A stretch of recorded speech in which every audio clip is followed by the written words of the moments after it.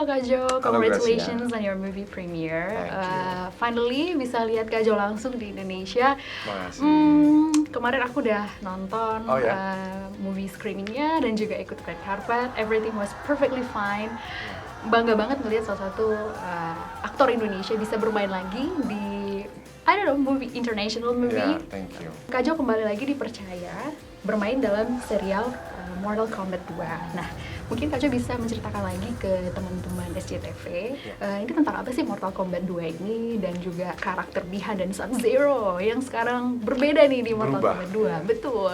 Mortal Kombat 2 ekspansi dari Mortal Kombat yang ke-1 ya. Jadi menceritakan, mendatangkan beberapa karakter baru dan berfokus pada arc-nya di Edinia, Adeline yang bermain sebagai Kitana, dan juga memperkenalkan main karakter yang baru, Johnny Cage, dimainkan sama Karl Urban.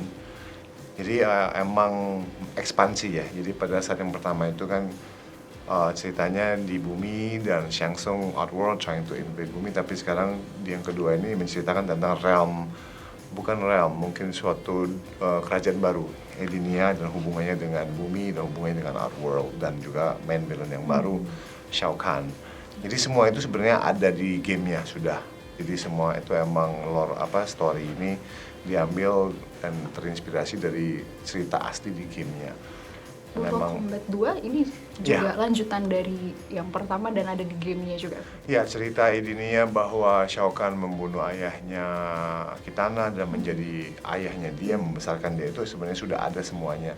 Dan Johnny Cage juga sebagai seorang aktor, tapi di film ini mungkin lebih diceritakan aktor yang sudah tidak laku lagi, tapi sudah lewat masanya dan sekarang harus bertarung untuk menyelamatkan dunia.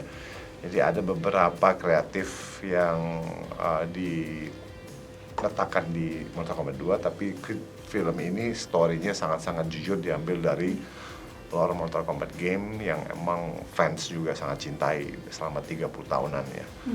Nah, yang paling menarik di keseluruhan serial Mortal Kombat ini adalah actingnya Kak Jo dan juga teman-teman cast yang lain.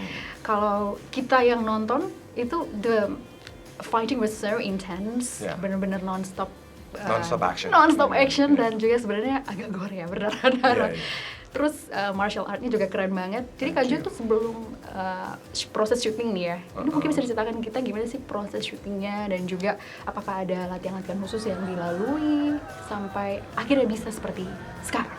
Ya, pastinya kita sebelum proses itu ada pre-production di mana kita syuting itu di Gold Coast, Australia. Jadi kita sebelum proses syuting emang datang untuk mengukur baju, tes makeup, dan latihan koreografi.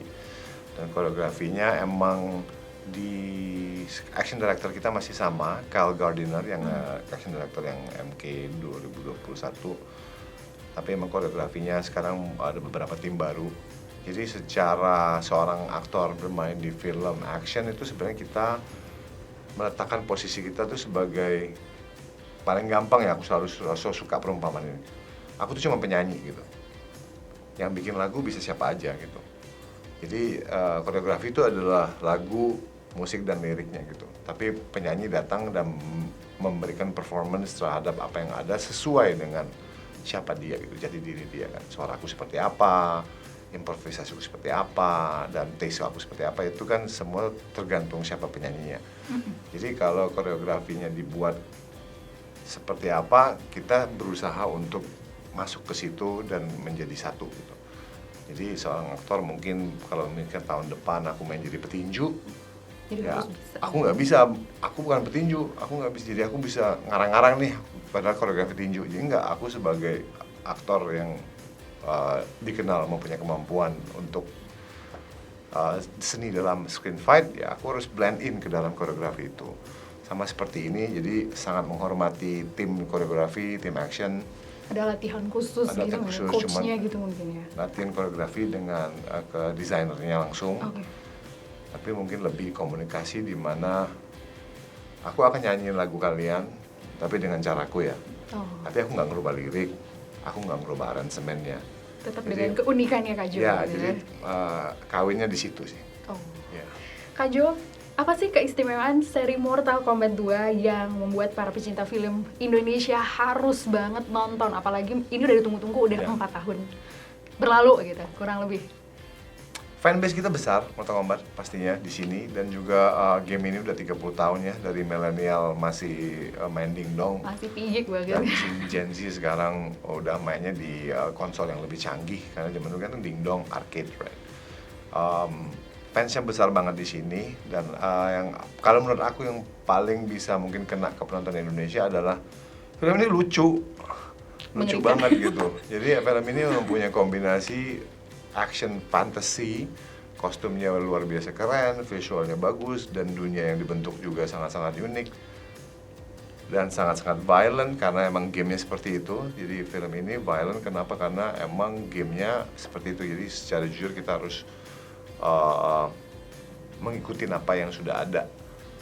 Tapi yang aku lumayan kayak, aku juga suka banget filmnya, kan aku nonton udah 2 kali. Menghibur banget karena karakter-karakter di situ lucu-lucu gitu.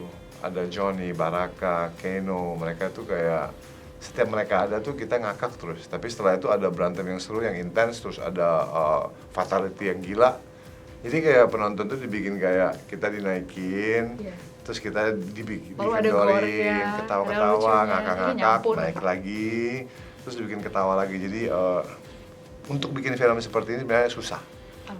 Untuk dapetin film yang lumayan horor ya, lumayan sadis, tapi kita happy nontonnya gitu.